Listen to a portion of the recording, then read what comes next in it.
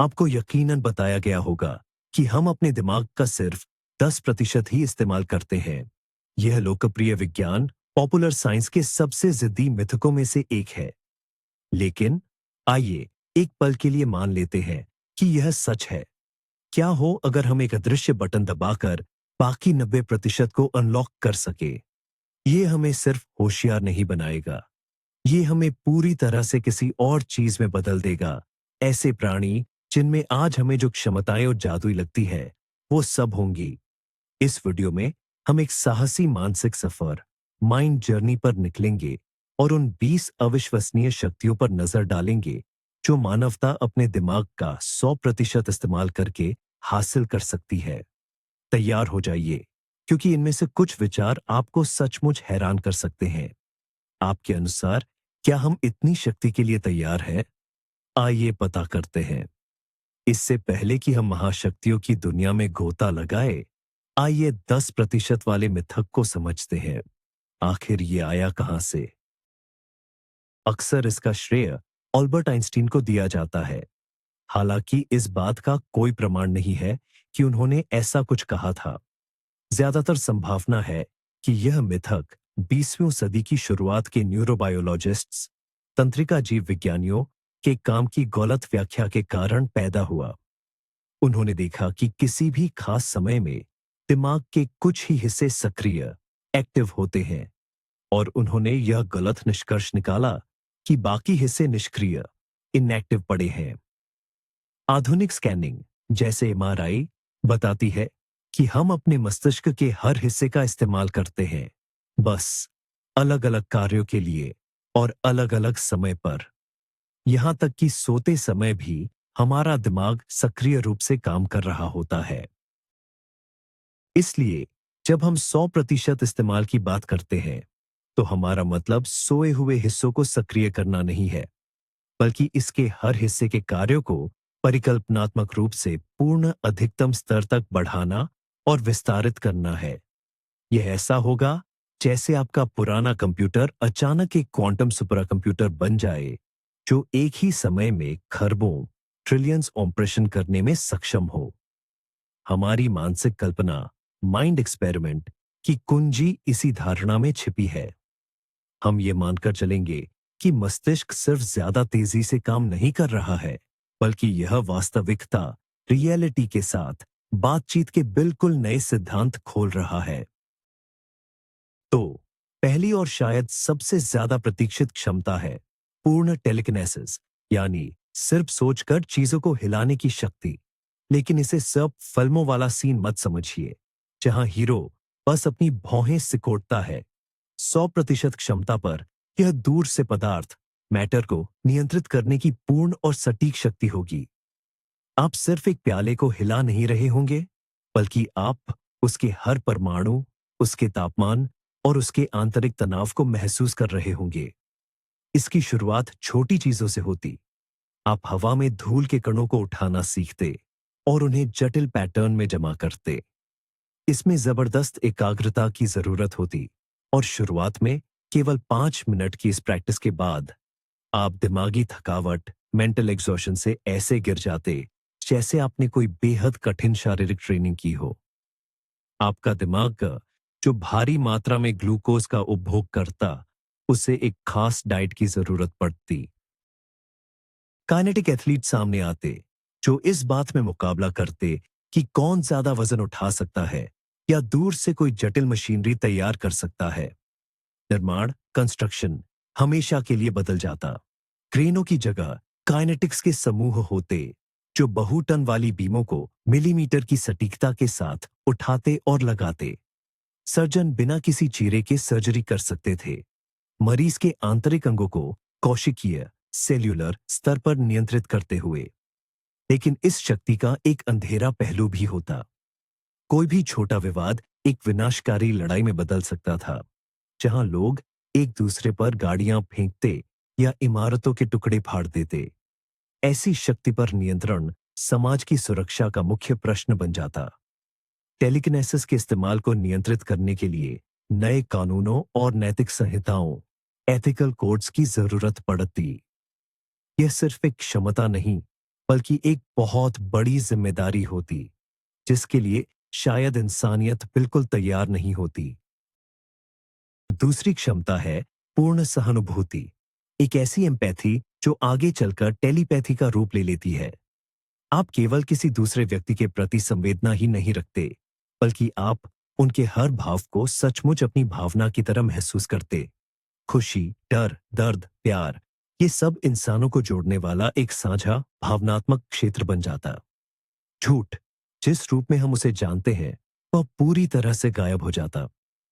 आप किसी भी व्यक्ति के शब्दों और उनकी सच्ची भावनाओं के बीच के अंतर को तुरंत भांप लेते। इससे रिश्तों में अविश्वसनीय खुलापन और ईमानदारी आती। जरा सोचिए, एक ऐसी दुनिया जहां धोखा न हो, पाखंड न हो और हर इरादा बिल्कुल स्पष्ट हो। कूटनीतिक बातचीत सामूहिक समझ के सत्रों में बदल जाती, जहां समझौता, कॉम्प्रोमाइज करना कहीं ज्यादा आसान होता। लेकिन इसका एक नकारात्मक पहलू भी होता। आप दूसरों के दर्द से बच नहीं पाते। किसी डिप्रेशन से जूझते व्यक्ति के पास से गुजरते हुए आप खुद भी उसकी निराशा में डूब जाते। आपदाओं की खबरें सामूहिक शोक की लहरें पैदा करती, जो पूरे शहरों को पंगु बना सकती थीं। लोगों को इस भावनात्मक कोलाहल से पागल न हो जाने के लिए मानसिक अवरोध, मेंटल ब्लॉक्स लगाना सीखना पड़ता। मनोचिकित्सक, भावनात्मक स्वच्छता विशेषज्ञ, इमोशनल हाइजीनिस्ट बन जाते, जो लोगों को भावनाओं के इस आने वाले प्रवाह को छाना सिखाते। समय के साथ यह एम्पैथी पूर्ण टेलीपैथी में विकसित हो जाती। यह क्षमता केवल भावनाओं को ही नहीं, बल्कि विशिष्ट विचारों को भी पढ़ने की शक्ति देती। यह व्यक्तिगत स्थान, पर्सनल स्पेस की अवधारणा को हमेशा के लिए बदल देता। आपका सबसे गहरा रहस्य भी गलती से राह चलते किसी व्यक्ति द्वारा सुन लिया जा सकता था। निजता, प्राइवेसी, सबसे बड़ी विलासिता, लक्जरी बन जाती। शायद लोग घंटों ध्यान, मेडिटेशन करते, ताकि वे अपने विचारों में मौन रहना सीख सके और एक आंतरिक शांति स्थापित कर सकें। तीसरी क्षमता है तुरंत सीखने और बेहतरीन याददाश्त की शक्ति। कल्पना कीजिए, आपको किसी विदेशी भाषा को सीखने में सालों नहीं लगाने पड़ेंगे। बस एक बार किसी नेटिव स्पीकर को सुन लिया, या यूं कहिए कि भाषा का पूरा पैकेज सीधे अपने दिमाग में डाउनलोड कर लिया, और आप उस भाषा को फर्राटे से बोलेंगे, बिना किसी एक्सेंट के। साथ ही उसके सभी सांस्कृतिक पहलुओं को भी समझेंगे। कोई भी किताब सेकंडों में पढ़ी जा सकेगी, और उसकी बारीक से बारीक जानकारी हमेशा के लिए आपकी याददाश्त में बस जाएगी। आपको अपनी जिंदगी का हर दिन ऐसे याद रहेगा जैसे वो कल ही हुआ हो। इसका नतीजा विज्ञान और टेक्नोलॉजी के क्षेत्र में जबरदस्त उछाल के रूप में सामने आएगा। वैज्ञानिक अपने क्षेत्र की हर जानकारी अपने दिमाग में रख पाएंगे और तुरंत ऐसे कनेक्शन और पैटर्न खोज लेंगे जो पहले कभी पकड़ में नहीं आए थे। कोई भी व्यक्ति दर्जनों क्षेत्रों में एक्सपर्ट बन सकता है, नाभिकीय भौतिकी से लेकर वायलिन बजाने तक। शिक्षा की पूरी परिभाषा बदल जाएगी। स्कूल और विश्वविद्यालय जिस रूप में वे आज मौजूद हैं, उनकी जरूरत खत्म हो जाएगी। सीखना सिर्फ जरूरी स्किल्स को चुनने और लोड करने की प्रक्रिया बन जाएगा। लेकिन इसमें कुछ चुनौतियां भी हैं। अगर ज्ञान को बस डाउनलोड किया जा सकता है, तो अनुभव की अहमियत क्या रह जाएगी? क्या हम उस महारत को महत्व देंगे जो सालों की कड़ी मेहनत से हासिल की जाती है? और उस परफेक्ट याददाश्त के साथ कैसे झेलेंगे जो आपको एक भी गलती, एक भी अपमान या एक भी दुखद पल भूलने नहीं देगी? मानसिक बोझ बहुत ज्यादा होगा। शायद एक नई सेवा शुरू हो जाए, यादों को एडिट करना, जिससे दुख पहुंचाने वाली घटनाओं को मिटाया या धुंधला किया जा सके। लेकिन इससे एक नैतिक दुविधा पैदा होगी। क्या हमें अपने अतीत को बदलने का अधिकार है, भले ही वह हमें कितना भी दर्द क्यों न दे रहा हो? चौथी क्षमता है अपने शरीर पर संपूर्ण नियंत्रण। यह केवल अच्छी शारीरिक फिटनेस नहीं है, बल्कि यह आपके शरीर की हर कोशिका का सचेत प्रबंधन है। आप अतिरिक्त कैलोरी जलाने के लिए अपने मेटाबॉलिज्म को तेज कर सकते हैं या शीत निद्रा, एनाबायोसिस जैसी अवस्था में जाने के लिए उसे धीमा भी कर सकते हैं। आप अपनी इच्छा शक्ति से अपने हार्मोनल संतुलन को नियंत्रित कर सकते थे, तनाव, स्ट्रेस से छुटकारा पा सकते थे या खुशी महसूस करने के लिए एंडोर्फिन का स्तर बढ़ा सकते थे। बीमारियां ये बहुत दुर्लभ हो जाती क्योंकि आपकी चेतना द्वारा नियंत्रित इम्यून सिस्टम किसी भी वायरस और बैक्टीरिया को तुरंत पहचान कर नष्ट कर सकता था। आप कोशिकीय पुनर्जनन, सेल्यूलर रीजेनरेशन और मरम्मत के कार्यक्रमों को सक्रिय करके उम्र बढ़ने की प्रक्रिया को काफी धीमा कर सकते थे। कल्पना कीजिए, आप केवल इस पर ध्यान केंद्रित करके कुछ ही मिनटों में अपने घावों को ठीक कर सकते हैं। एथलीट मांसपेशी संकुचन, मसल कॉन्ट्रैक्शन और रक्त में ऑक्सीजन के स्तर को नियंत्रित करके अविश्वसनीय परिणाम प्राप्त करते। आज जो योगी और ध्यान गुरु शरीर पर आंशिक नियंत्रण पाने में दशकों खर्च करते हैं, वे हमें नौसिखिए लगने लगते। हालांकि अपनी ही जीव विज्ञान, बायोलॉजी पर ऐसी शक्ति नए प्रलोभनों को जन्म देती। लोग अपनी इच्छा से बालों, आंखों का रंग या यहां तक कि शरीर का आकार बदलकर अपनी दिखावट, रूप रंग के साथ अनिश्चित काल तक प्रयोग कर सकते थे। एक बायोमॉडिंग उद्योग खड़ा हो जाता जहां सीमा केवल आपकी कल्पना होती। लेकिन क्या होगा यदि कोई दर्द, पीड़ा की भावना को ही बंद करना चाहे? पहली नजर में यह एक वरदान लग सकता है, लेकिन दर्द खतरे का एक महत्वपूर्ण संकेत है।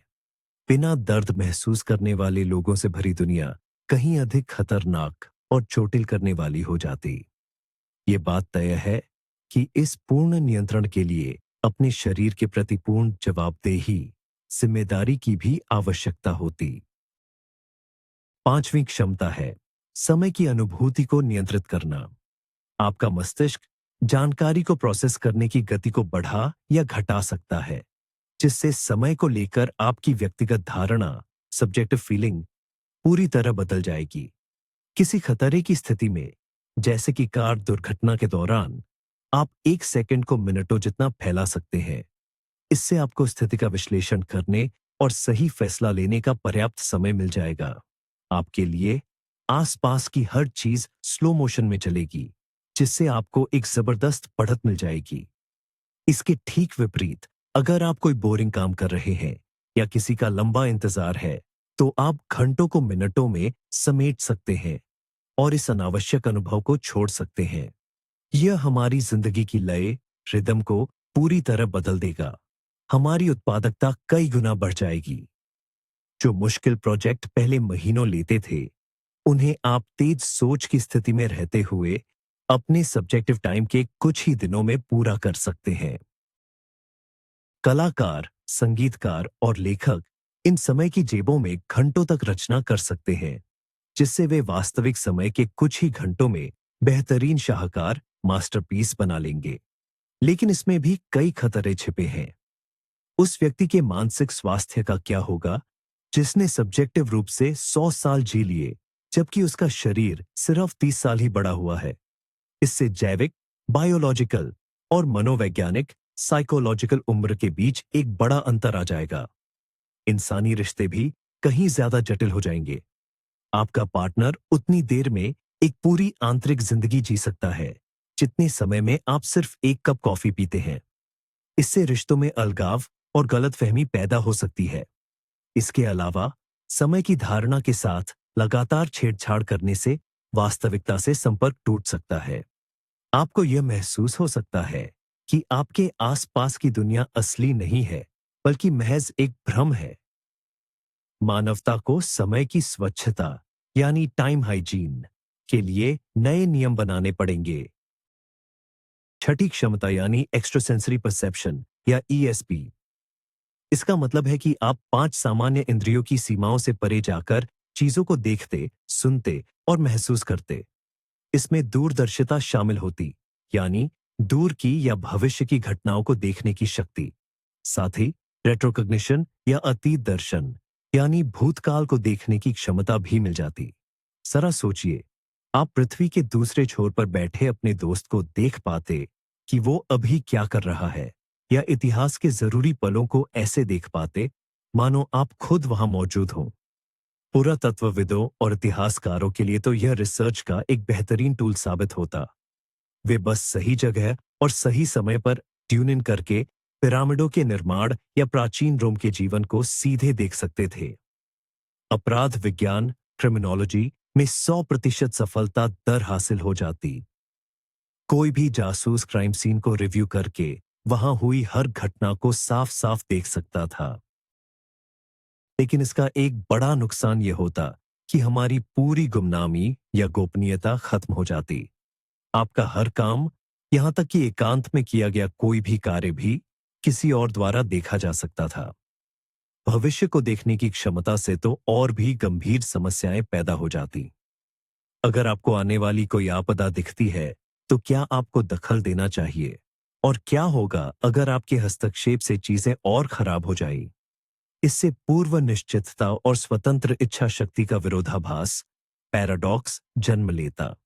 यदि भविष्य पहले से ही तय है, तो क्या हमारे पास वाकई कोई विकल्प बचा है? दार्शनिकों के पूरे समूह इसी बात पर बहस करते रहते। ईएसपीएफ के अलावा कई अन्य इंद्रियां भी विकसित होती। उदाहरण के लिए इलेक्ट्रोमैग्नेटिक फील्ड को देखने की क्षमता। इससे आप जीपीएस नेविगेटर की सटीकता के साथ अंतरिक्ष, स्पेस में खुद को ओरिएंट कर पाते या चालू इलेक्ट्रॉनिक्स को महसूस कर पाते। आप दुनिया को वर्तमान की तुलना में कहीं अधिक आयामों, डायमेंशंस में अनुभव करते। सातवीं क्षमता है जागृत स्वप्न, लूसिड ड्रीमिंग, जो सामूहिक स्वप्न, कलेक्टिव ड्रीम्स बनाने के स्तर तक पहुंच जाएगी। आप सिर्फ यह नहीं जानेंगे कि आप सो रहे हैं, बल्कि स्वप्न की दुनिया पर आपका पूरा नियंत्रण होगा। हर रात आप अपनी इच्छा के अनुसार किसी भी तरह की दुनिया बना सकेंगे। फंतासी भरे शहरों के ऊपर उड़ना, ऐतिहासिक हस्तियों से मिलना और अविश्वसनीय रोमांच जीना।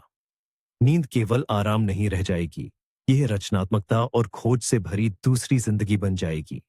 मनोचिकित्सक, साइकोथेरेपिस्ट्स फोबिया और आघातों, ट्रॉमास के उपचार के लिए इन सपनों का उपयोग करेंगे।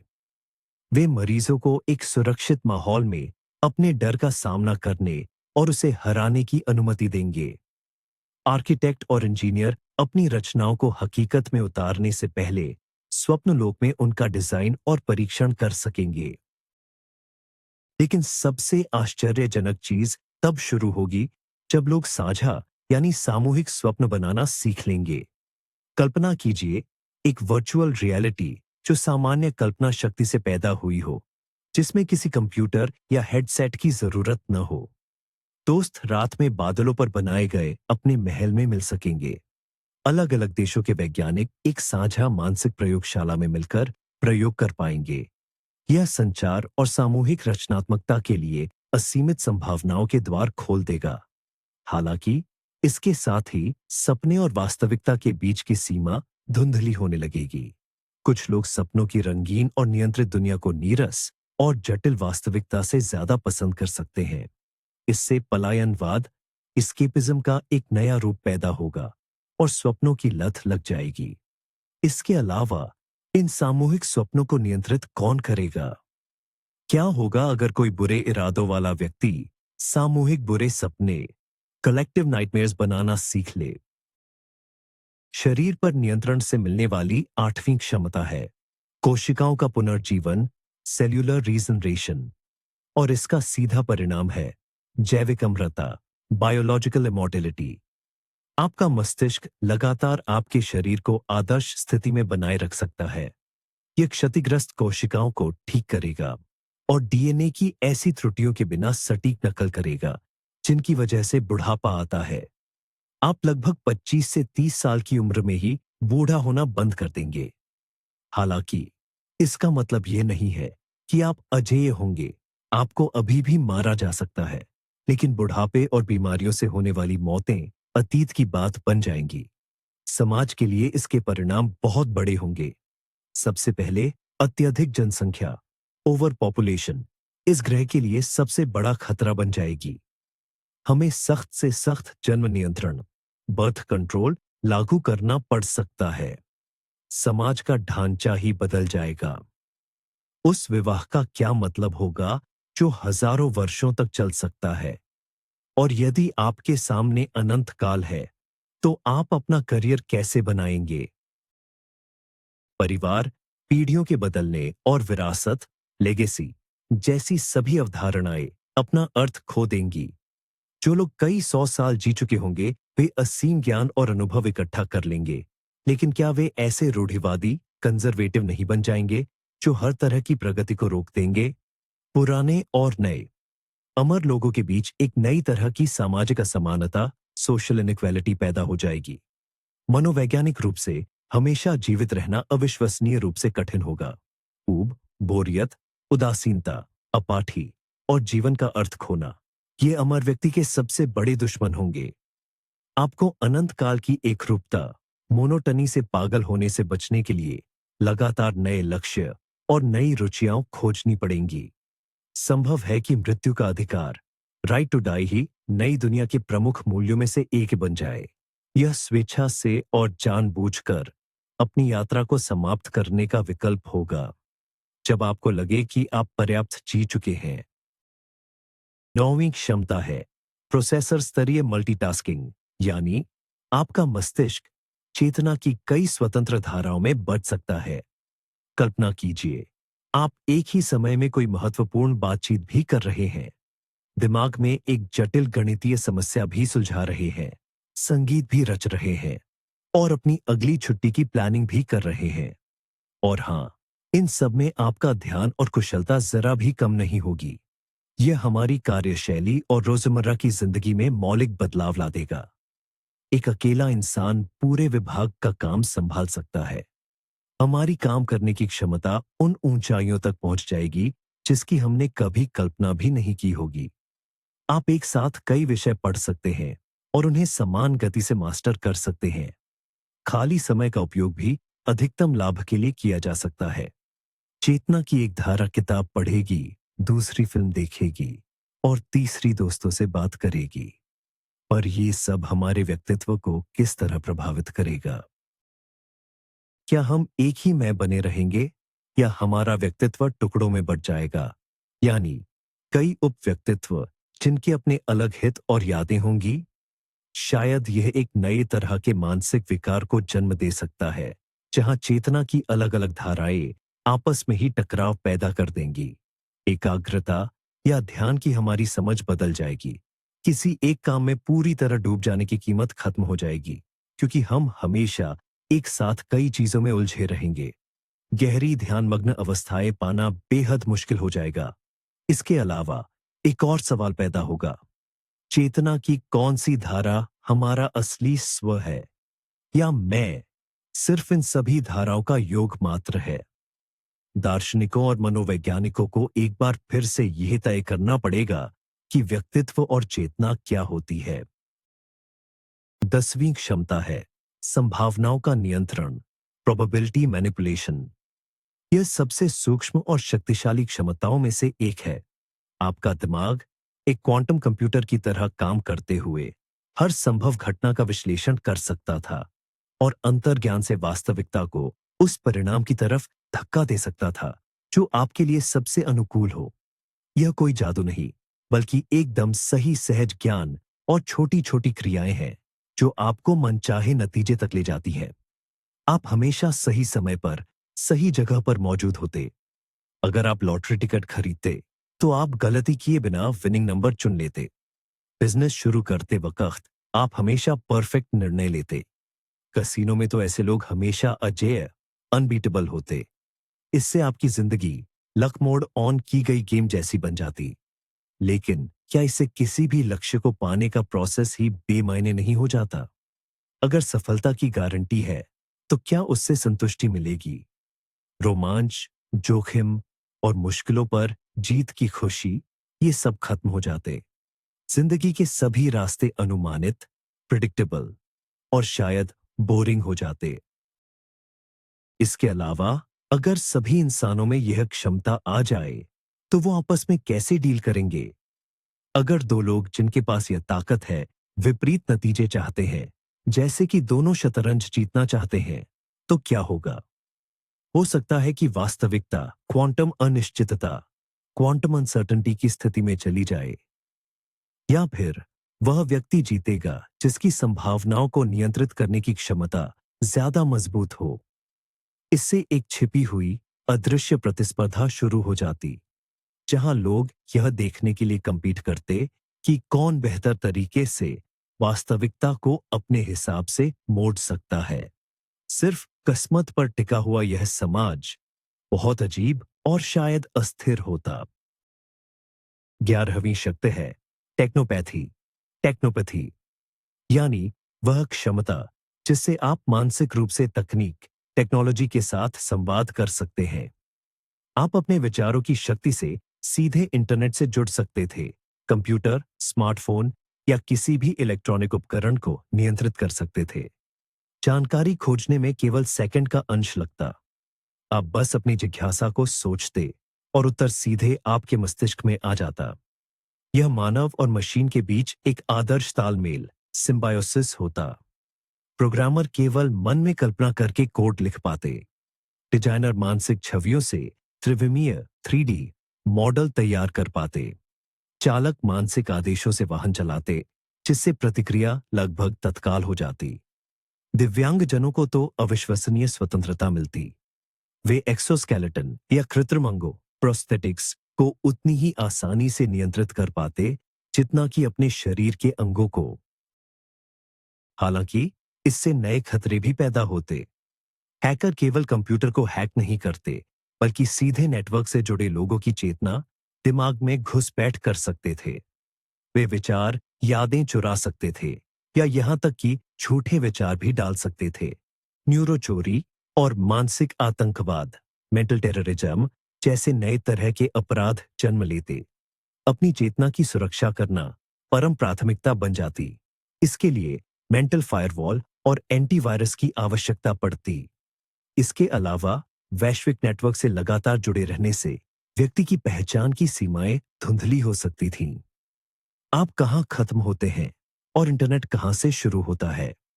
लोग स्वतंत्र रूप से सोचने की क्षमता खो सकते थे, पूरी तरह से बाहरी सूचना प्रवाह पर निर्भर हो जाते। यह एक सामूहिक चेतना, कलेक्टिव माइंड के उदय का कारण बन सकता था, जहां व्यक्तिगत पहचान इस सामूहिक शक्ति के अधीन हो जाती। 12वीं क्षमता है ऊर्जा पर नियंत्रण। हमारा मस्तिष्क अलग अलग तरह की ऊर्जाओं, ऊष्मीय, विद्युत चुंबकीय और गतिज ऊर्जा से सीधे तौर पर जुड़ना सीख सकता है। उदाहरण के लिए, आप सिर्फ सोचकर चीजों को गर्म कर सकते थे, जैसे कि शून्य से गर्मी पैदा करना, या उन्हें ठंडा भी कर सकते थे। इससे हीटिंग और एयर कंडीशनिंग की समस्या हमेशा के लिए खत्म हो जाती। आप अपने शरीर से सीधे बिजली पैदा कर सकते थे, जिससे फोन चार्ज करना या घरेलू उपकरण चलाना संभव हो जाता।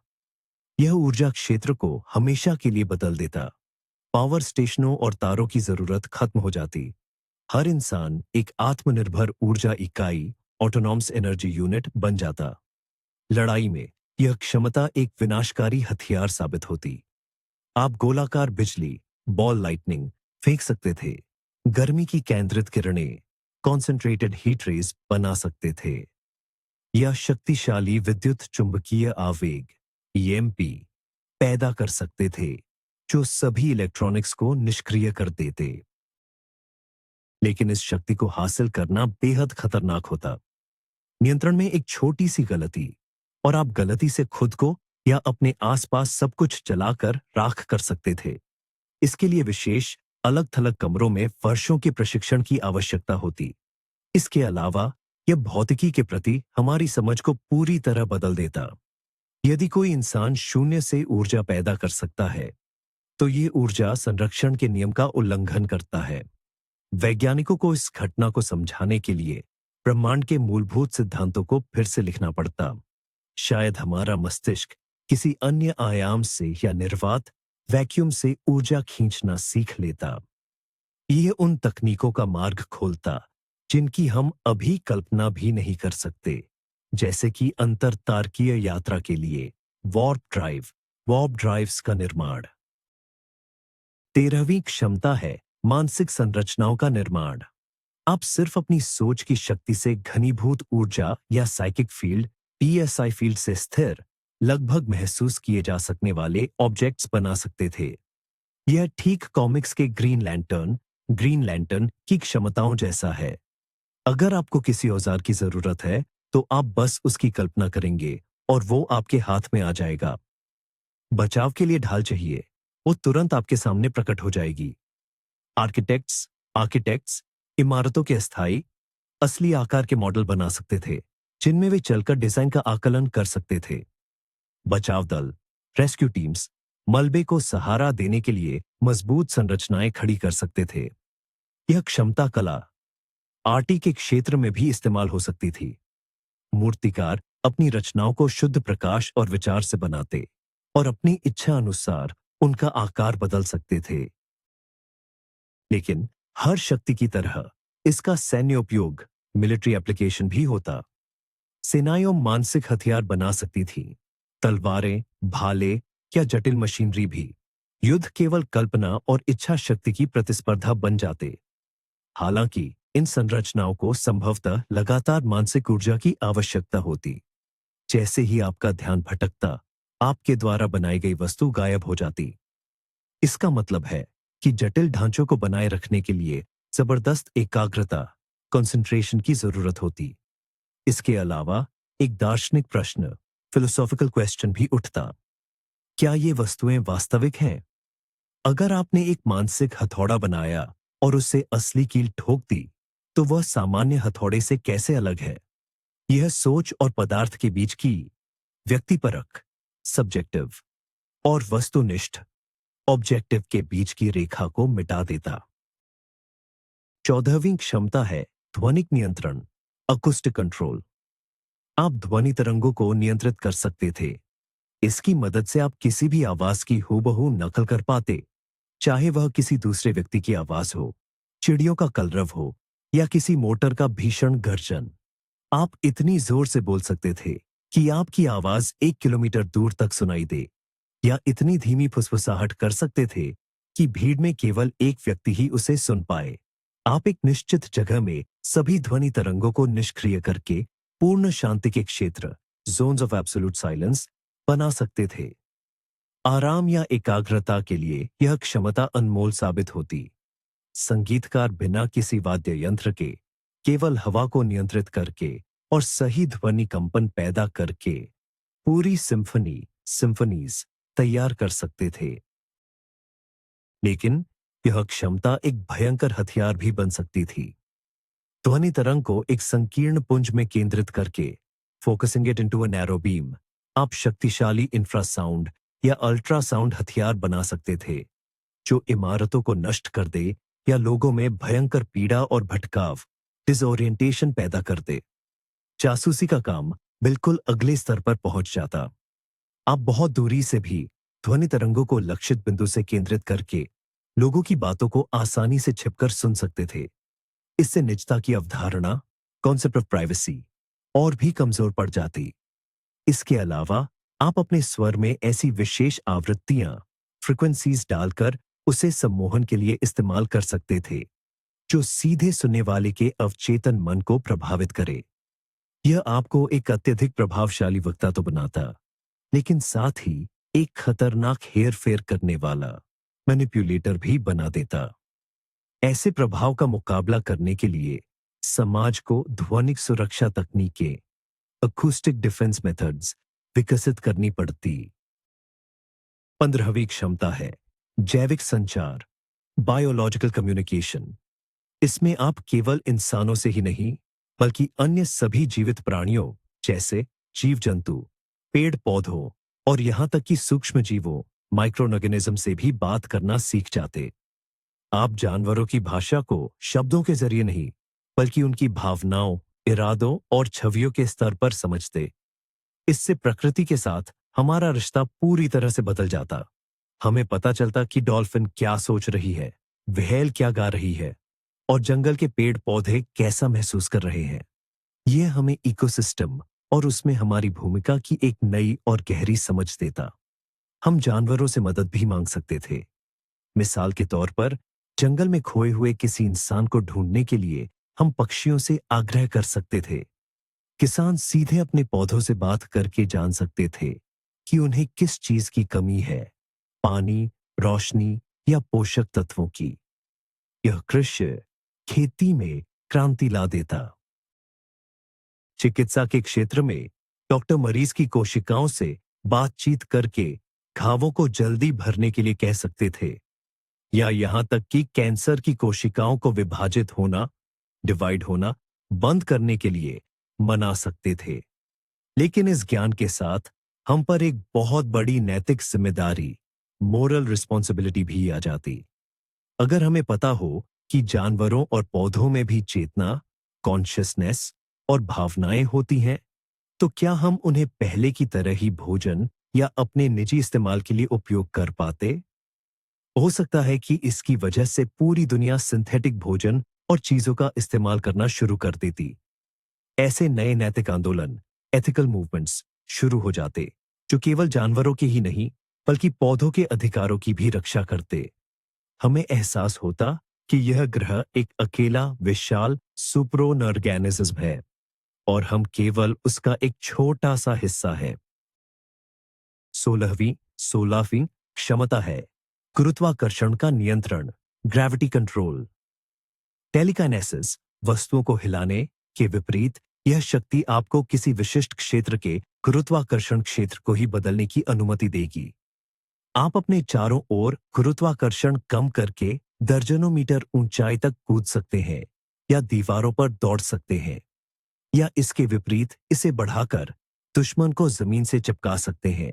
इससे वास्तविक लेविटेशन, उड़ान, यानी बिना किसी उपकरण के खुली उड़ान संभव हो जाएगी। दुनिया की परिवहन व्यवस्था, ट्रांसपोर्ट सिस्टम पूरी तरह बदल जाएगी। जब आप आसानी से उड़ सकते हैं, तो कारों या ट्रेनों की क्या जरूरत? यह ट्रैफिक जाम और वायु प्रदूषण दोनों की समस्या को हल कर देगा। निर्माण के क्षेत्र में आप विशाल भार को आसानी से उठा सकेंगे, बस उनके चारों ओर कम गुरुत्वाकर्षण वाला क्षेत्र बनाकर। लेकिन सबसे रोमांचक तब शुरू होगा जब मनुष्य स्थानीय गुरुत्वाकर्षण विसंगतियां, लोकल ग्रेविटेशनल अनोमलीज बनाना सीख जाएंगे। कचरे के निपटान के लिए एक छोटा सा ब्लैक होल बनाया जा सकता है, या किसी हमले से बचाव के लिए एक गुरुत्वाकर्षण बुलबुला। सैद्धांतिक भौतिकविदों, थियोरेटिकल फिजिसिस्ट्स को अंतरिक्ष समय, स्पेस टाइम की बनावट के साथ प्रयोग करने का मौका मिलेगा। संभवतः यह अंतरतारकीय यात्रा, इंटरस्टेलर ट्रैवल के लिए स्पेस वॉक तकनीक, स्पेस वॉक टेक्नोलॉजी बनाने की दिशा में पहला कदम होगा। हालांकि इस शक्ति का अनियंत्रित उपयोग विनाशकारी साबित होगा। गलत तरीके से बनाया गया गुरुत्वाकर्षण क्षेत्र उपग्रहों या यहां तक कि चंद्रमा की कक्षा, ऑर्बिट ऑफ द मून, को भी बिगाड़ सकता है, जिससे वैश्विक महाविनाश हो सकता है। इस प्रकार गुरुत्वाकर्षण का नियंत्रण मानव इतिहास की सबसे अधिक संरक्षित और विनियमित तकनीक बन जाएगी। 17वीं क्षमता है अनुकूली प्रतिरूपण, एडेप्टिव मिमिक्री। आपका शरीर किसी भी वातावरण में तुरंत ढल सकता है। पानी में जाते ही आपके हाथ तुरंत कलफड़े, गिल्स और झिल्ली, वेबिंग विकसित कर लेते। अगर आप अंतरिक्ष के वैक्यूम में हो, तो आपकी त्वचा सख्त हो जाती और शरीर अवायवीय श्वसन, एनारोबिक रेस्पिरेशन पर चला जाता, जिससे आप लंबे समय तक जिंदा रह पाते। आप सही नकाबपोशी, कामोफ्लाज के लिए गिरगिट की तरह त्वचा का रंग बदल सकते थे। यह इंसान को ब्रह्मांड की सबसे ज्यादा उत्तरजीवी प्रजाति, मोस्ट सर्वाइवेबल स्पीशीज बना देता। हम बिना किसी स्पेस सूट या जटिल जीवन आधार प्रणालियों, लाइफ सपोर्ट सिस्टम्स के अन्य ग्रहों का उपनिवेशन, कॉलोनाइजेशन कर सकते थे। बस हमें वहां के स्थानीय हालात, चाहे वह उच्च गुरुत्वाकर्षण हो, सहरीला वातावरण हो या अत्यधिक तापमान, के अनुकूल बनना होता। लेकिन इससे मानव प्रजाति की मूलभूत अवधारणा पर ही सवाल खड़ा हो जाता। यदि हर ग्रह पर इंसान अलग दिखते, तो क्या वे सचमुच इंसान ही रहते? इससे इंसानों की कई उपप्रजातियां, सब स्पीसीज पैदा हो सकती थीं, जो समय के साथ आपस में प्रजनन, इंटरब्रीडिंग की क्षमता खो सकती थी। इसके अलावा इस क्षमता का उपयोग जासूसी में भी किया जा सकता था। कोई जासूस अपनी शक्ल और सूरत को पूरी तरह से बदल सकता था, यहां तक कि उंगलियों के निशान, फिंगरप्रिंट्स तक हूबहू दूसरे इंसान जैसे बना सकता था। किसी की पहचान करना लगभग असंभव हो जाता। समाज में विश्वास पूरी तरह से खत्म हो जाता।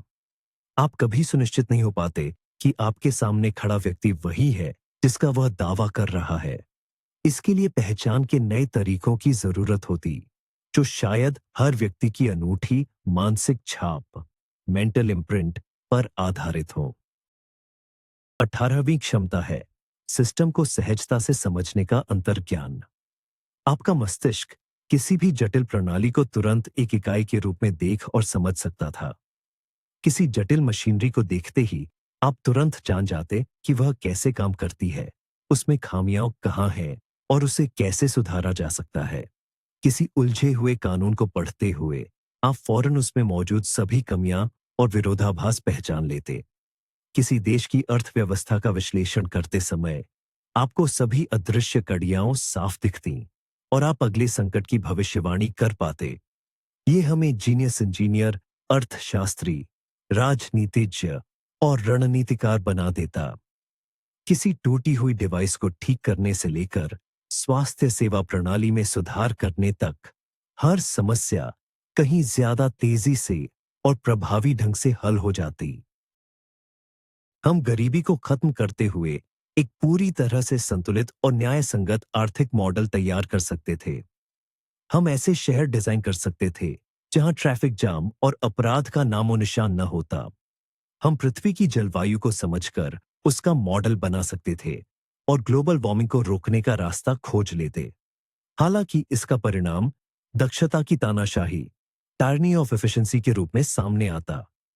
यदि हर समस्या का केवल एक गणितीय रूप से सही आदर्श समाधान मौजूद हो, तो क्या मानवीय मूल्यों, रचनात्मकता या गलती करने के अधिकार के लिए जगह बचेगी?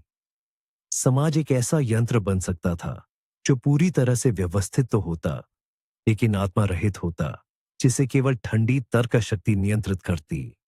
व्यक्तिगत पहचान और चुनाव की स्वतंत्रता को सामूहिक दक्षता के लिए कुर्बान किया जा सकता था। उन लोगों के बीच संघर्ष पैदा होता जो सहज, प्रणालीगत विश्लेषण पर भरोसा करते, और उन लोगों के बीच जो तर्कहीन, यानी मानवीय निर्णयों के अधिकार की वकालत करते। 19वीं शक्ति है फोटोकिनेसिस, यानी प्रकाश को नियंत्रित करने की क्षमता। आप प्रकाश के फोटोनों को इकट्ठा करके आंखों को चौंधिया देने वाली चमक पैदा कर सकते हैं, या इसके विपरीत पूरी तरह से अंधेरे का क्षेत्र बना सकते हैं। आप प्रकाश की किरणों को अपने चारों ओर मोड़कर पूरी तरह से अदृश्य हो सकते हैं। यह एक बेहतरीन छलावा, कैमरा फ्लाज होगा। जासूस और विध्वंसक, सबोटूर, लगभग पकड़ से बाहर हो जाएंगे। लेकिन इस क्षमता का शांतिपूर्ण उपयोग भी हो सकता है। आप हवा में जटिल 3D होलोग्राम प्रोजेक्ट कर सकते हैं, जो मनोरंजन और संचार के क्षेत्र में क्रांति ला देगा। कल्पना कीजिए एक ऐसी मीटिंग की जहां सभी प्रतिभागी फोटोरियलिस्टिक होलोग्राम के रूप में मौजूद हैं। सर्जन मन की शक्ति से उत्पन्न लेजर किरणों को सर्जिकल ब्लेड, स्कैल्पेल के रूप में इस्तेमाल कर सकते हैं, जिससे ऑपरेशन अविश्वसनीय सटीकता के साथ किए जा सकेंगे। प्रकाश नियंत्रण से नई तरह की कला भी जन्म ले सकती है, जैसे रूप और रंग बदलने वाली लाइट स्कल्पचर्स। लेकिन ऊर्जा से जुड़ी किसी भी शक्ति की तरह फोटोकिनेसिस खतरनाक भी हो सकता है। केंद्रित प्रकाश की किरण एक शक्तिशाली हथियार बन सकती है, जो स्टील को भी काटने में सक्षम हो। अचानक आई चौंधिया देने वाली चमक सड़कों पर बड़े हादसे करा सकती है। इसके अलावा अदृश्य होने की क्षमता से निजता, प्राइवेसी के उल्लंघन से जुड़े कई नैतिक सवाल खड़े होंगे। इन अदृश्य लोगों का पता लगाने के लिए ऐसे डिटेक्टर विकसित किए जाएंगे जो प्रकाश के विरूपण, डिस्टॉर्शन को पकड़ सके, और इस तरह हमले और बचाव की एक अनंत दौड़ शुरू हो जाएगी। और आखिर में 20वीं सबसे जटिल और काल्पनिक क्षमता है क्रोनोकाइनेसिस, यानी समय पर सीमित नियंत्रण। इसमें अतीत या भविष्य में यात्रा करना शामिल नहीं है, क्योंकि इससे अनसुलझे पैराडॉक्स पैदा हो सकते हैं। बल्कि यह समय के स्थानीय बुलबुले बनाने की क्षमता होगी, जहां समय तेजी से चले या धीमा हो जाए। उदाहरण के लिए, एक वैज्ञानिक जो किसी जटिल प्रयोग पर काम कर रहा है, वह अपनी लैब के चारों ओर एक ऐसा क्षेत्र बना सकता था जहां समय 10 गुना तेजी से चलता हो। असल दुनिया के सिर्फ एक दिन में वह 10 दिन जी लेगा और इस तरह अपने शोध को काफी तेजी से आगे बढ़ा सकता था। डॉक्टर गंभीर रूप से घायल मरीजों को धीमे समय वाले क्षेत्र में रखकर ऑपरेशन की तैयारी के लिए कुछ कीमती घंटे जीत सकते थे। आप किसी भी वस्तु को समय में जमा, फ्रीज कर सकते थे और उसे हमेशा के लिए एकदम सही स्थिति में सुरक्षित रख सकते थे। ये संरक्षण प्रिजर्वेशन का सबसे बेहतरीन तरीका होता। हालांकि समय के साथ छेड़छाड़ करना, मैनिपुलेशन, सबसे खतरनाक चीज है जिसकी हम कल्पना भी कर सकते हैं। एक अस्थिर समय का बुलबुला फट सकता था और अपने अंदर की हर चीज को हकीकत से मिटा सकता था, या इसके विपरीत यह बेकाबू तरीके से फैलना शुरू कर सकता था, जिससे आसपास के क्षेत्र में समय का विरूपण, डिस्टॉर्शन होने लगता। यह कारण और परिणाम, कॉज़ैलिटी के संबंधों को तोड़ सकता था।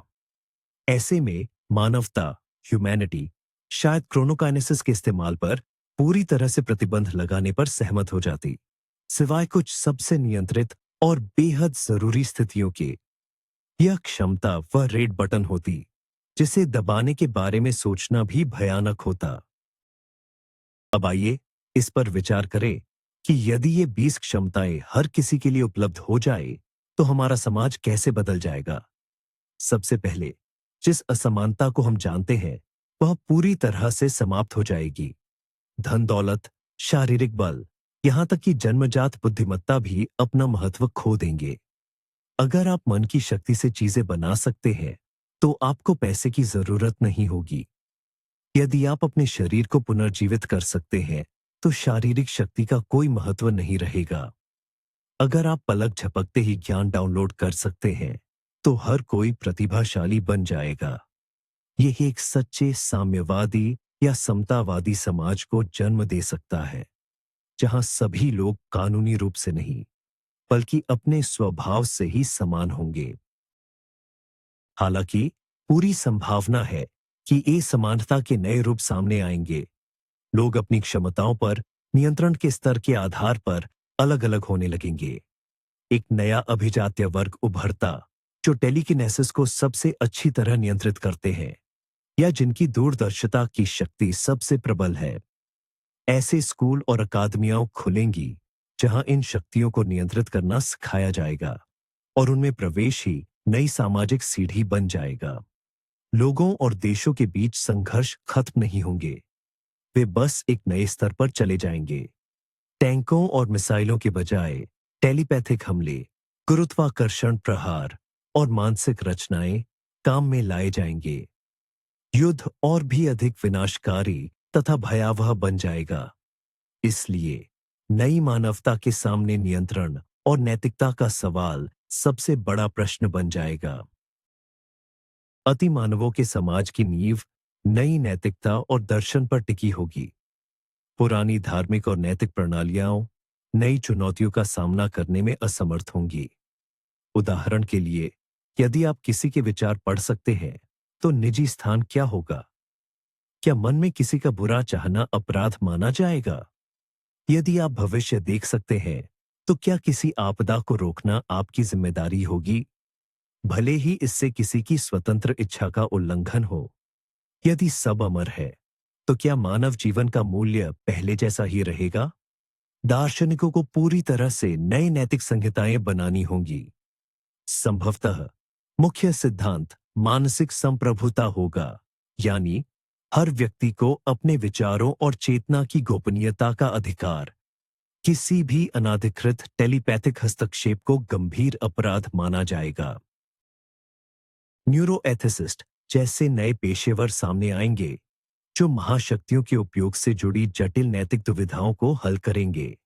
शायद इन समस्याओं को सामूहिक रूप से हल करने और सबसे खतरनाक शक्तियों के उपयोग को नियंत्रित करने के लिए मानवता एक प्रकार की सामूहिक बुद्धि या वैश्विक चेतना का निर्माण करेगी। यह इतिहास का सबसे बड़ा सामाजिक और दार्शनिक प्रयोग होगा, जिसका परिणाम तय करेगा कि मनुष्य देवताओं की जाति बनेगा या खुद को नष्ट कर लेगा। हमारी अर्थव्यवस्था, जैसा कि हम इसे आज जानते हैं, उसका अस्तित्व ही समाप्त हो जाता। आधुनिक अर्थशास्त्र का मूल आधार यानी संसाधनों का अभाव पूरी तरह से मिट जाता। अगर आप पदार्थ और ऊर्जा को नियंत्रित कर सकते हैं, तो आप हवा से या केवल इच्छा मात्र से अपनी जरूरत की हर चीज बना सकते हैं। भोजन, आवास और जरूरत के सभी सामान, ये सब केवल सोच की शक्ति से साकार हो जाते। ऐसे में पैसे की कोई जरूरत नहीं रहती और गुजारा चलाने के साधन के रूप में किया जाने वाला काम भी खत्म हो जाता। तो फिर लोग क्या करते? संभावना यही है कि इस नए युग की मुख्य मुद्रा धन नहीं, बल्कि सूचना, अनुभव और रचनात्मकता बन जाती। लोग सिर्फ वही काम करते जिसमें उनकी रुचि होती। विज्ञान, कला, ब्रह्मांड की खोजबीन करना या फिर सामूहिक सपनों में नए आभासी संसारों का निर्माण करना।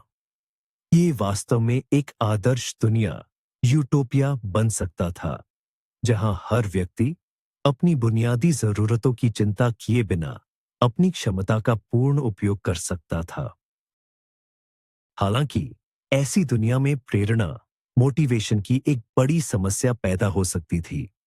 यदि आपकी सभी मूलभूत जरूरतें पूरी हो चुकी है, तो आपको आगे बढ़ने के लिए क्या प्रेरित करेगा?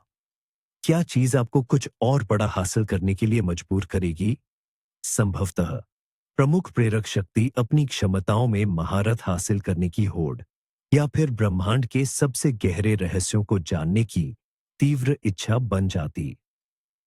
मानवता अस्तित्व की अर्थव्यवस्था, सर्वाइवल इकोनॉमी से हटकर आत्मबोध और ज्ञान की अर्थव्यवस्था की ओर रुख कर लेती। कला और संस्कृति एक ऐसे अभूतपूर्व नवजागरण से गुजरती जैसा पहले कभी नहीं देखा गया होगा। कलाकार स्थिर चित्रों की बजाय प्रकाश और ध्वनि से बने जीवंत, बदलते हुए कैनवस बनाते, जो सीधे दर्शक की भावनाओं के साथ तालमेल बिठाते। संगीतकार ऐसी सिम्फनी रचते जिन्हें केवल कानों से नहीं सुना जाता, बल्कि पूरे शरीर में महसूस किया जाता, जिससे जटिल संवेदी अनुभव पैदा होते। लेखक और फिल्म निर्माता सिर्फ कहानियां नहीं बनाते, बल्कि सामूहिक सपनों में पूरे संसार रचते, जिनमें कोई भी डूबकर उनका हिस्सा बन सकता था। वास्तुकला भी जीवंत और लचीली हो जाती। इमारतें निवासियों की मिजाज या दिन के समय के अनुसार अपनी आकृति बदल सकती थीं।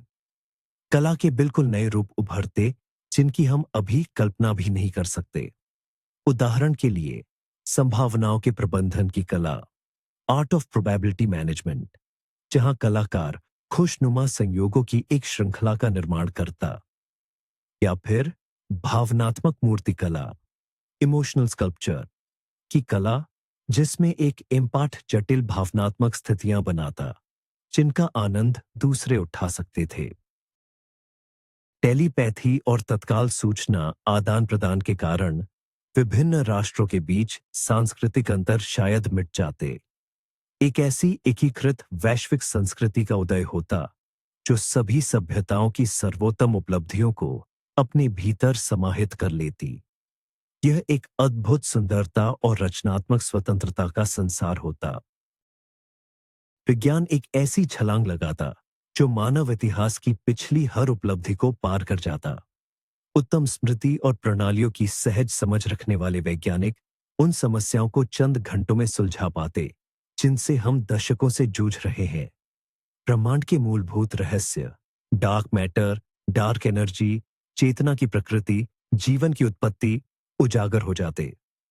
अतीत को देखने की क्षमता से हमें यह ठीक ठीक पता चल जाता कि ब्रह्मांड और पृथ्वी पर जीवन कैसे शुरू हुआ। ऊर्जा और गुरुत्वाकर्षण को नियंत्रित करने की क्षमता हमें अंतरतारकीय यात्राओं का मार्ग दिखाती। हम अपनी ही धरती के बंदी नहीं रहते और आकाश गंगा को खंगालना शुरू कर देते। जीव विज्ञान और चिकित्सा के क्षेत्र में हम न केवल सभी बीमारियों पर विजय प्राप्त करते, बल्कि जीवन के नए स्वरूपों को डिजाइन करना भी सीख लेते। हो सकता है कि हम निर्जन ग्रहों पर नए पारिस्थितिकी तंत्र स्थापित करते, वैज्ञानिक कार्यप्रणाली ही बदल जाती। लंबे प्रयोगों की जगह अब सत्य की सीधी सहज अनुभूति ले लेती। वैज्ञानिक केवल सही सिद्धांत को महसूस कर पाते और फिर उसके लिए गणितीय प्रमाण खोजते। विज्ञान और रहस्यवाद, जो हमारी दुनिया में विपरीत माने जाते हैं, वे इस नई दुनिया में एक हो जाते, जहां ज्ञान की प्राप्ति तर्क के माध्यम से भी होती और सीधे सहज बोध से भी। आइए इसके स्याह पहलू पर भी विचार करें। क्या हो अगर सभी इंसानों में ये क्षमताएं समान रूप से विकसित न हो? या फिर क्या होगा अगर कुछ लोग इन्हें अप्राकृतिक मानकर जानबूझकर इनका इस्तेमाल करने से मना करते हैं? ऐसी स्थिति में मानव जाति दो या दो से अधिक प्रजातियों में बढ़ सकती है। एक तरफ दैवीय शक्तियां रखने वाले अतिमानव सुपर ह्यूमंस होंगे और दूसरी तरफ साधारण होमोसेपियंस। इनके बीच के रिश्ते बहुत ही तनावपूर्ण होंगे। सामान्य लोग खुद को कमजोर और हीन महसूस करेंगे। वे अतिमानवों से डरेंगे और ईर्ष्या भी करेंगे। वही अतिमानव साधारण मनुष्यों को नीची या हीन जीवन शैली के रूप में देख सकते हैं। ये कई विज्ञान फंतासी रचनाओं का एक क्लासिक परिदृश्य है और ये काफी हद तक वास्तविक भी लगता है। ऐसे में युद्ध छिड़ सकते हैं, जहां एक पक्ष तकनीक टेक्नोलॉजी का इस्तेमाल करेगा और दूसरा मानसिक शक्तियों साइकोनिक फोर्सेस का। इतिहास ऐसे उदाहरणों से भरा पड़ा है जब एक अधिक विकसित सभ्यता ने कम विकसित सभ्यता को नष्ट कर दिया या उन्हें गुलाम बना लिया। एक बड़ा खतरा यह होगा कि अतिमानव, चाहे वे कितने भी बुद्धिमान क्यों ना हो, अपने छोटे भाइयों यानी साधारण मनुष्यों की भलाई के नाम पर उन पर पूरा नियंत्रण स्थापित करने के लालच में आ सकते हैं, जैसा वे समझते होंगे। इसका परिणाम एक ऐसे डिस्टोपिया के रूप में सामने आएगा जहां आम इंसान की स्वतंत्रता पूरी तरह से कुचल दी जाएगी। वास्तविकता की अवधारणा काफी अस्पष्ट हो जाएगी। जब आपके पास पदार्थ, समय और इंद्रियों को नियंत्रित करने की शक्ति हो और आप फोटोरियलिस्टिक सामूहिक सपनों में उतर सके, तो भ्रम और वास्तविकता के बीच की सीमा कहां तय होगी? आप किसी और की बनाई गई मानसिक संरचना से वस्तुनिष्ठ हकीकत को कैसे पहचानेंगे? यह एक मौलिक दार्शनिक और व्यावहारिक चुनौती होगी। हो सकता है कि मनुष्य अपनी ही इंद्रियों पर भरोसा करना छोड़ दे। एक नया प्रकार का पागलपन, पैरानोइया, जन्म लेगा, जहां आप लगातार यही संदेह करेंगे कि कहीं आपके चारों ओर की दुनिया किसी और का गढ़ा हुआ भ्रम तो नहीं है। वास्तविकता की परख के लिए विशेष एंकर, आधार बिंदु बनाए जा सकते हैं। ये ऐसी जटिल भौतिक प्रक्रियाएं होंगी जिन्हें विचारों की शक्ति से दोहराना असंभव होगा। लेकिन एक सवाल हमेशा बरकरार रहेगा, कहीं यह एंकर खुद ही तो किसी बड़े भ्रम का हिस्सा नहीं है? इस वजह से मानवता का एक हिस्सा वस्तुनिष्ठ हकीकत से नाता तोड़कर अपने द्वारा बनाए गए संसारों में जा सकता है। वे अपने निजी स्वर्ग में हमेशा के लिए जी सकते हैं, पर क्या इसे सचमुच जीवन कहा जाएगा? वास्तविकता की प्रकृति से जुड़ा यह प्रश्न नई मानवता के लिए सबसे अहम बन जाएगा और हमारे पूरे प्रजाति का भविष्य इसी के उत्तर पर निर्भर करेगा। हमारे निजी रिश्ते, प्यार और पारिवारिक ढांचा मौलिक रूप से बदल जाता। टेलीपैथी और गहरी सहानुभूति, एम्पैथी के कारण गलतफहमी और झूठ बोलने की गुंजाइश खत्म हो जाती, जिससे आपसी विश्वास और गहरा होता। आप अपने साथी को आत्मा के सबसे गहरे स्तर पर समझते। लेकिन इसका दूसरा पहलू यह है कि यह रिश्तों से सारा रहस्य और रोमांच खत्म कर देता। इतना ही नहीं, जब आप दूसरे इंसान को पूरी तरह समझ लेते, तो बहुत जल्द ही ऊब महसूस होने लगती। अमृता, इमोर्टैलिटी की वजह से आखिरी सांस तक साथ वाली प्यार की पुरानी अवधारणा बेमानी हो जाती। लोग दशकों या सदियों तक साथ रहने के बाद नए अनुभवों की तलाश में नए पार्टनर ढूंढने के लिए आसानी से अलग हो सकते थे। एकल निष्ठा, मोनोगमी की जगह जटिल और लचीले संबंध जन्म लेते। बच्चों के पालन पोषण का तरीका भी पूरी तरह बदल जाता। तत्काल शिक्षण, इंस्टेंट लर्निंग और टेलीपैथी की मदद से माता पिता ज्ञान और नैतिक मूल्यों को सीधे बच्चे के दिमाग में भेजकर उनके व्यक्तित्व का निर्माण कर सकते थे। लेकिन परवरिश और प्रोग्रामिंग के बीच की यह बारीक रेखा कहाँ खींची जाएगी? क्या इससे बच्चे की अपनी इच्छा से कुछ भी बनने की स्वतंत्रता खत्म नहीं हो जाएगी? समाज की बुनियादी इकाई के रूप में परिवार शायद पूरी तरह से ही गायब हो जाए। इसकी जगह बड़े-बड़े सामुदायिक समूह, कम्यून्स या मेंटल क्लैन्स, मानसिक समूह ले लेते। ये ऐसे लोग होंगे जो सामान्य विचारों और लक्ष्यों के साथ मानसिक रूप से एकजुट होंगे। ब्रह्मांड के प्रति हमारा दृष्टिकोण कैसा हो जाता? ऐसी अद्भुत क्षमताएं हासिल करने के बाद इंसानियत तुरंत जान जाती कि हम अकेले नहीं हैं। जैविक संचार, बायोलॉजिकल कम्युनिकेशन की मदद से हम अन्य ग्रहों पर मिलने वाले किसी भी जीवन रूप से संवाद कर पाते। टेलीपैथी और सहानुभूति, एम्पैथी, हमें गलतफहमियों पर आधारित संघर्षों से बचाती। हम अंतरिक्ष के विजेता नहीं, बल्कि उसके खोजकर्ता और संरक्षक बन जाते। हमें उन सवालों के जवाब मिल सकते थे जो सदियों से हमें परेशान करते आ रहे हैं। क्या इस ब्रह्मांड का कोई उद्देश्य है? क्या कोई निर्माता, क्रिएटर मौजूद है? अतीत को देखने और संभावनाओं, प्रोबेबिलिटी के ताने-बाने में झांकने की क्षमता से हम अस्तित्व के मौलिक नियमों को समझने के करीब पहुंच जाते। मानवता गैलेक्सी की एक तरह की रोग प्रतिरोधक प्रणाली, इम्यून सिस्टम बन सकती थी, जो जीवन की रक्षा करती और उसके विकास को बढ़ावा देती। या फिर ब्रह्मांड की अनंतता और उसके रहस्यों का सामना करते हुए हम अपनी सभी क्षमताओं के बावजूद अपनी तुच्छता, इनसिग्निफिकेंस का एहसास करते। यह एक नए अस्तित्व के संकट, एक्सिस्टेंशियल क्राइसिस को जन्म दे सकता था। लेकिन यह अब व्यक्तिगत स्तर पर नहीं, बल्कि ब्रह्मांडीय स्तर पर होता। हमारे विकास का अंतिम लक्ष्य केवल जीवित रहना या समृद्धि हासिल करना नहीं होता, बल्कि ब्रह्मांड के साथ पूर्ण विलय, उसके सार को समझना और एक ऐसी अवस्था में बदल जाना होता जिसे ब्रह्मांडीय चेतना, कॉस्मिक कॉन्शियसनेस कहा जा सकता है। और आखिर में सबसे अहम सवाल, क्या हम तब भी इंसान रह पाएंगे? अमृता, टेलीपैथी, पदार्थ और समय पर नियंत्रण जैसे ये सभी बदलाव इतने मौलिक हैं कि इन शक्तियों को रखने वाला प्राणी आधुनिक मनुष्य से बहुत अलग होगा। यह विकासवाद, एवोल्यूशन का अगला चरण होगा, उतना ही बड़ा जितना एक कोशिकीय जीवों से बहुकोशिकीय जीवों में संक्रमण। हम पोस्ट ह्यूमन यानी होमो यूनिवर्सैलिस बन चुके होंगे। हमारे मूल्य, हमारे लक्ष्य और हमारा आत्मबोध, सेंस ऑफ सेल्फ, पूरी तरह से बदल जाएंगे। शायद हम आज के इंसानों को उसी दया और स्नेह से देखें जिस तरह हम गुफाओं में रहने वाले अपने दूर के पूर्वजों को देखते हैं।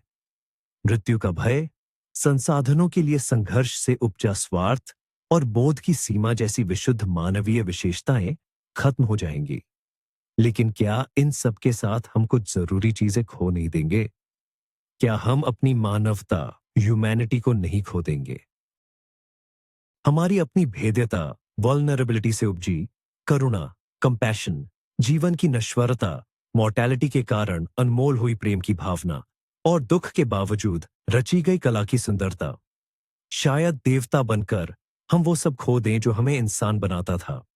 और शायद यही सबसे बड़ा खतरा और सबसे कठिन चुनाव होगा जो इस नए युग की दहलीज पर मानवता के सामने खड़ा होगा। 100% की ओर यह यात्रा सिर्फ नई शक्तियों को हासिल करना नहीं है, यह इस बात को पूरी तरह से फिर से परिभाषित करना है कि जीवित रहने का अर्थ क्या है। कल्पना कीजिए, यह वह दुनिया हो सकती है जहां हम अपने दिमाग का 100% इस्तेमाल करें। एक ऐसी दुनिया जहां न रोग हो, न झूठ, जहां तुरंत ज्ञान मिले और रचनात्मकता की कोई सीमा न हो। पर साथ ही यह एक ऐसी दुनिया होगी जो नए, कल्पना से परे खतरों और जटिल नैतिक उलझनों से भरी होगी। शहरों का नक्शा बदलने वाली टेलीकिनेसिस की शक्ति से लेकर समय को नियंत्रित करने की क्षमता तक, जो स्वयं वास्तविकता पर प्रश्न खड़ा कर दे। इस पूरे विचार मंथन का सबसे महत्वपूर्ण सबक यही है, अत्यधिक शक्ति के साथ अत्यधिक बुद्धिमत्ता की भी जरूरत होती है। 10% दिमाग वाली बात बेशक महज एक मिथक है, मगर यह हमें उस अपार क्षमता के बारे में सोचने पर मजबूर करती है जो हम सबके भीतर कहीं दबी हुई है। और शायद इस क्षमता को अनलॉक करने के लिए हमें सुपर पावर्स नहीं, बल्कि कुछ और जरूरी चीजें चाहिए। जिज्ञासा, करुणा और खुद को बेहतर बनाने का निरंतर प्रयास। इस रोमांचक यात्रा में हमारे साथ आने के लिए धन्यवाद। अगर आपको यह वीडियो पसंद आया हो तो इसे लाइक जरूर करें और चैनल को सब्सक्राइब करना न भूलें, ताकि आप हमारी अगली अद्भुत परिकल्पनाओं को मिस न करें। अब आपके लिए एक जरूरी सवाल, इन 20 शक्तियों में से आप सबसे ज्यादा कौन सी हासिल करना चाहेंगे और क्यों? और किस शक्ति से डरेंगे? अपनी राय कमेंट्स में जरूर लिखें, हमें पढ़कर बहुत अच्छा लगेगा। जल्द ही मिलेंगे।